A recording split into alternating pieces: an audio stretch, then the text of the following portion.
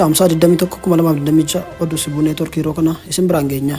Baankiin Daldala Itoophiyaa lakkoofsa herrega eenyummeessaa faayidaa waliin wal qabsiisuu ilaalchisuun ibsa kenne. Baankiin Daldala Itoophiyaa qajeelfama baankii biyyaalessa Itoophiyaa bu'uureffachuun magaalota filataman keessatti lakkoofsa herregaa haga caamsaa 6/2018 akka lakkoofsa Itoophiyaatti eenyummeessaa faayidaa waliin wal qabsiisuuf daangaan kaa'ame xumuramuusaa hordofee maamiltoonni lakkoofsa herrega isaanii sochoosuu akka hin dandeenye taasifamuun beeksise. Kanaan wal qabatee gaaffiin wal qabsiisuu sun sadarkaa olaanaadhaan baankichatti dhiyaachaa jiraachuu hubachiiseera. Baankichis dhiibbaa sana dandamachuudhaan tajaajila ariifataa kennuuf hojimaata adda addaa hojiirra oolchaa jira. Caamsaa 7 haga caamsaa 12/2018 akka lakkoofsa Itoophiyaatti sababa addaatiin herregni akka hin sochoone dhorkame malee kanneen wal qabsiifaman akka socho'an ta'eera. Caamsaa 12/2018 irraa eegalee sirni baankichaa maamiltoota herrega isaanii akkuma wal qabsiisaniin ofumaan daangaa irra jiru akka kaasu taasifameera.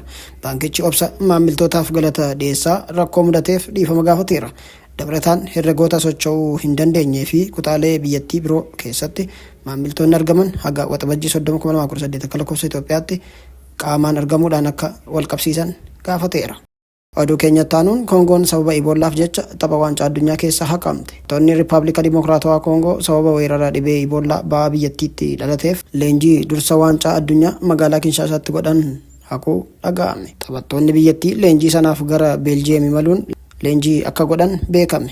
Biyyattiitti Iboolaan haga ammaa nama 130 ajjeeseera. Dhaabbatni fayyaa addunyaa dhibee yaaddoo fayyaa hawaasa addunyaati jedhee labseera. Haa ta'u garuu dhibee sadarkaa weerara addunyaa guutuu ta'utti ibsamuu miti jedhameera. Dubbi himaan garee kubbaa miilaa biyyaalessa biyyattii Jeerii Kameeloo leenjii tapha duraa garee isaa Awurooppaatti bifa milkaa'een deemaa akka jiru ibseera. Gareen kubbaa miilaa Dimokiraataa Riippaabilika Koongoo bara 1970 booda yeroo jalqabaaf tapha waancaa addunyaa irratti hirmaata. Gareen kubbaa miilaa Dimokiraataa Riippaabilika Koongoo Deenmaark waliin tapha michoomaa waxabajjii 3 Beeljiyeem Chiiliitti taphata. Gaafa 9 ammoo Ispeen waliin tapha michoomaa qabaa jedhame. Tapha waancaa addunyaa baranaatiin tapha jalqabaa magaalaa Houston keessatti waxabajjii 17 Poorchugaal waliin taphata. Dubbii himaan garee kanaa akka Rooyitersitti himanitti leenjiin isaanii kan haqame uggura viizaa USA fi Kaanadaa guyyoota 21 darbaniif sababa weerara Iboolaa biyyattii Dimokiraataa Riippaabilika Koongoo, Yuugaandaa fi Sudaan kibbaarraa ka'aniifidha jedhame.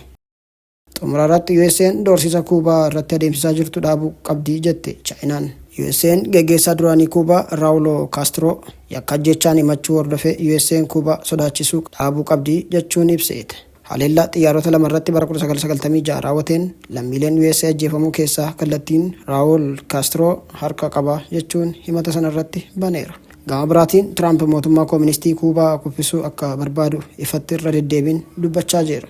Chaayinaan ibsa kamisa baasteen USA'n sodaachisa Kuubaa irratti geggeessitu dhaabuu akka qabdu beeksiseera. Dubbi himaan ministeera dhimma alaa Chaayinaa Jiyaa Kuun ibsa kennaniin USA'n bakka hundumaatti humnaan sodaachisuu dhaabuu qabdi jechuun Chaayinaan cimsitee Kuubaa waliin dhaabbatti jedhan.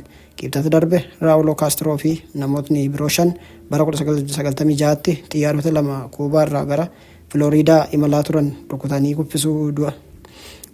kuffisuun du'aatii lammiilee USA'tiif sababa jechuun himataman. Yeroo sanatti Raawul Kaastiroon ajajaa humnoota waraanaa Kuubaa turan.